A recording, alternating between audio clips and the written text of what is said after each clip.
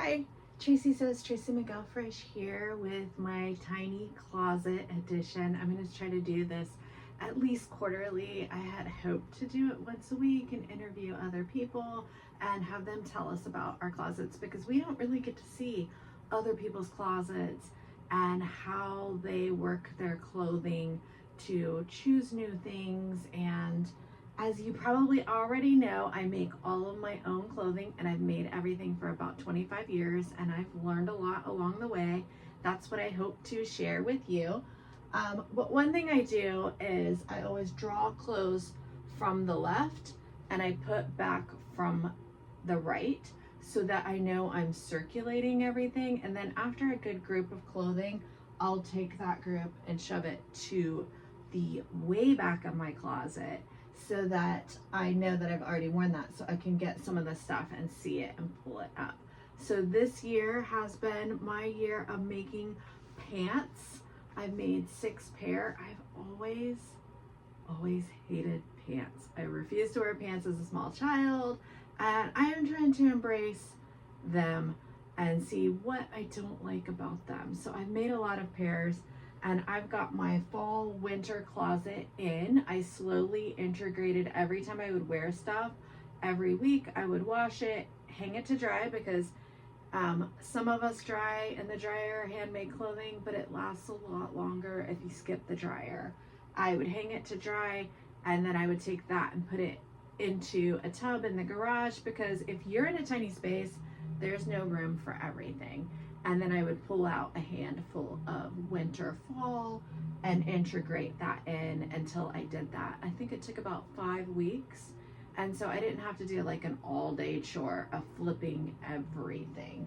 And I like to do, bedding that way, just a little at a time. When I have a few extra minutes, I'll say, hey, I'm gonna get off my phone and I'm gonna do these things right now. So this is not exactly orderly. I have the things that I wore this week, and what I did this week was I pulled out some of the questionable items to see if they're things I want to keep. So I'm going to get just a few of those and show you why I may be wanting to let go some of these, and not this one. I love this dress. If you follow my little weekly handmade fashion videos, you probably will see that dress really soon. And these are another pair of new pants I made, 1973, with the matching top. So we're not getting rid of that. That's just something that I just wore this week, and I put it back. But here are a few of the things that I was really questioning. And let's start with this dress that is called a skimmer. It's a 1960s, maybe early 64 dress, and it's called a skimmer because it's supposed to skim right over your body. It's not supposed to be fitted, and it's not supposed to be really loose. It's just supposed to skim over your body. And the thing with it is, this is the second time I've made this. The first time I made it, I picked out red fabric for Valentine's Day, and I was in a fabric store, Joann, and I get it home, and under the fluorescent lights it looked red, and once I got it home it was actually orange. And I was converting a stretch knit, so this is scuba knit, I was converting a stretch knit from a woven pattern. The top fit great, the bottom was tight on the first one, and it would ride up. So I decided that I was going to make it again. So here was the second version of the skimmer, much looser, and I still don't like it on my figure. It's supposed to be a boxy silhouette, and it just doesn't look good on me and how short and tiny I am. And I feel like even now it's not riding up, but I'm kind of heartbroken because it is my color, and now I made it twice. This is quite the investment in scuba knit, so it's hard to let it go. But I wore it again this week, so I got everything in my closet. I'm wearing everything that is questionable last week, and I'm seeing, can I turn this into something else? can this be salvaged, or am I going to have to give or donate this dress? So part of the problem when you make your own clothes is that you're really attached to them, but they're also made for you and your fit. So that can also be a problem. So this was a Folkwear Patterns. I think it was 17th, 18th century German sheep herder smock.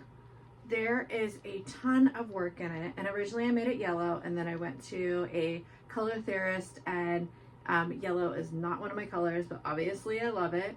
And so I tried to dye it, and she warned against dyeing stuff. Once you dye stuff, if you don't know what you're doing, it will have to be washed all by itself.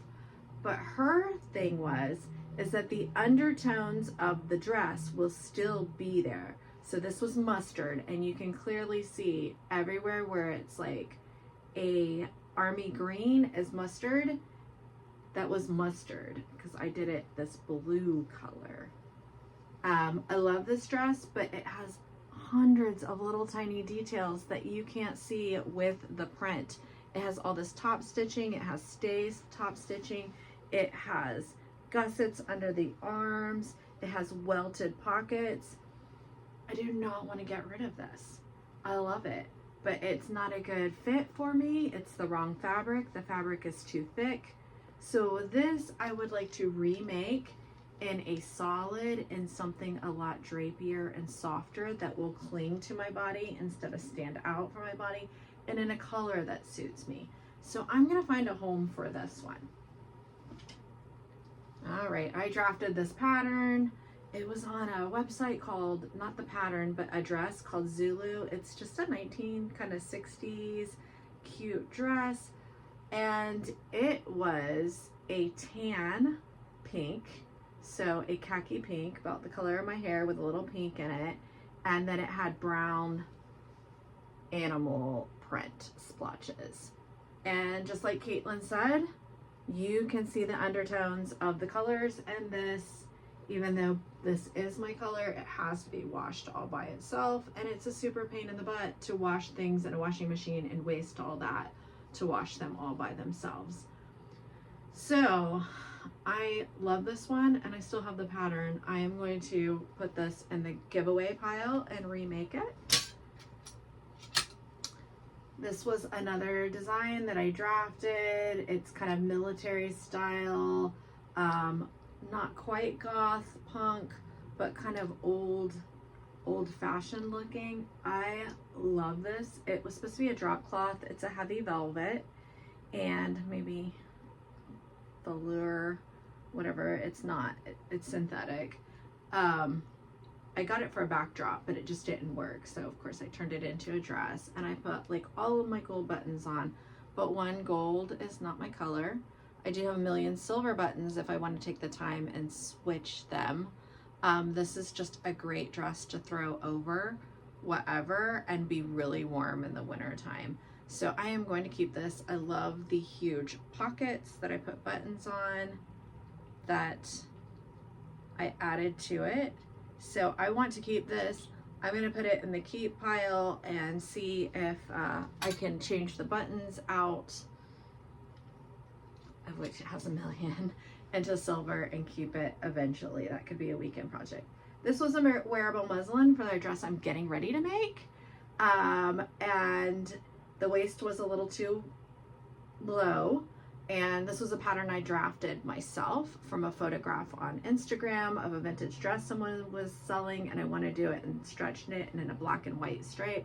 So my first run was this, and this actually came out great, except for the waistline was a little bit too low, but the fit was perfect.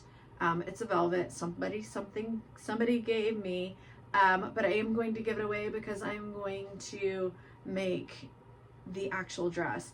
The second dress that I made for the muslin for this dress did not come out at all. It was too tight because the fabric had zero stretch, but I was trying to see in that dress if I could match up all of these diagonal stripes that will make a diamond in the center of my body. So that was the test for that one. So it actually did match up with the stripes. but the fit was horrible, so I'm gonna give that away. Now this was a fabric that I coveted from my bestie forever. It is super cute. But again, the red and the yellow and the light blue really wash me out. It's not enough of the navy blue to hold up. The dress is super cute.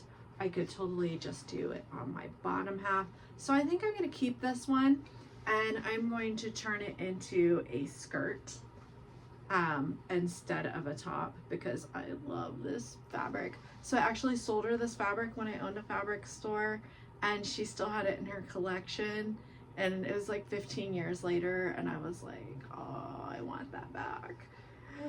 So she gave it to me, so I'm definitely not getting rid of that. And then, so that's how I go through my things. I give them a test wear, see if they're working for me, and if they're not, then I either need to give them away or give them new life or remake them. Those are my 3 things. So that's it. Tracy Sews, Tracy McElfresh. Thanks for watching. Bye.